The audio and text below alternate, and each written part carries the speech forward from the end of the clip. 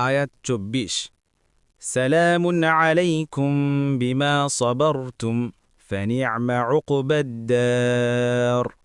অনুবাদ, এবং বলবে, তোমরা ধৈর্য ধারণ করেছ বলে তোমাদের প্রতি শান্তি, আর আখিরাতের এ পরিণাম কতই না উত্তম।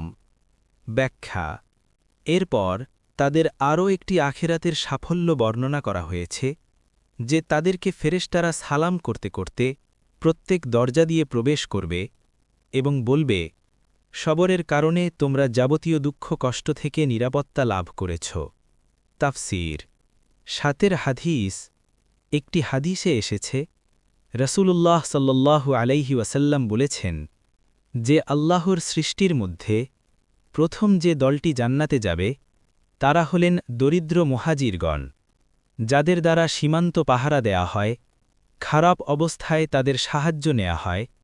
তাদের অনেকেই এমনভাবে মারা যায় যে তাদের মনের অনেক অপূর্ণ বাসনা রয়েই গেছে। আল্লাহ তাআলা ফেরেশতাদের বলবেন, তোমরা যাও এবং তাদেরকে সালাম সম্ভাষণ জানাও।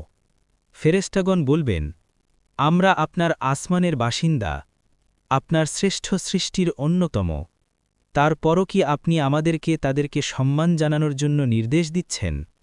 আল্লাহ তাআলা বলবেন, তারা আমার এমন বান্দা ছিল যারা কেবলমাত্র আমার ইবাদত করত, আমার সাথে সামান্য শিরক করেনি। তাদের দ্বারা সীমান্ত পাহারা দেয়া হতো এবং বিপজ্জনক সময়ে তাদের সাহায্য নেয়া হতো। তারা এমনভাবে মারা গেছে যে তাদের মনের বাসনা মনেই রয়ে গেছে, তা তারা পূরণ করতে পারেনি। রাসূলুল্লাহ সাল্লাল্লাহু আলাইহি ওয়াসাল্লাম বলেন, তখন ফেরেশতাগণ তাদের কাছে বিভিন্ন দরজা দিয়ে প্রবেশ করে তাদেরকে সাদর সম্ভাষণ জানাবে, তোমরা ধৈর্য ধারণ করেছ বলে তোমাদের প্রতি শান্তি, কত ভালো এ পরিণাম। মুসনাদে আহমদ ২-১৬৮